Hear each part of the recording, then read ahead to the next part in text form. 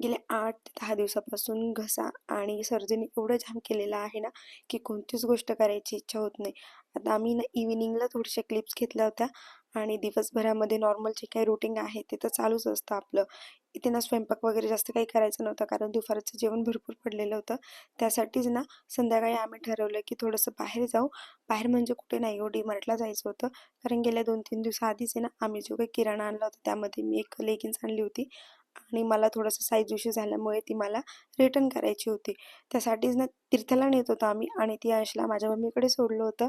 कधीतरी ती अंशला, कधीतरी तीर्थला असं आलटून-पलटून येतो कारण की ॲट अ टाईम दोघांना नेता येत नाही त्याच्यामुळे.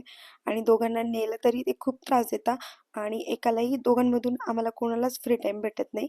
त्यानंतर दोघी तयार वगैरे झालो आणि तिला असं फुल पॅक केलेलं होतं. हे जर्किंग आमच्या मामाने आम्हाला आणलेलं होतं. किती छान दिसतंय ना. त्यानंतर थोडी मस्ती झाली. बेकरीमध्ये आलो, काही बटर टोस्ट वगैरे घ्यायचे होते. त्यानंतर डी-मार्टला पोहोचलो आणि ही पॅन्टचा साईज इश्यू असल्यामुळे मला ती एक्सचेंज करायची होती. त्याच्यामध्ये 15 ते 20 मिनिटं गेले आणि त्या बदलीला मी ही मसाले वगैरे ते घेऊन आलेली होती. तर कसा वाटला तुम्हाला माझा आजचा व्लॉग मला नक्कीच कमेंट करून सांगा. तोपर्यंत बाय.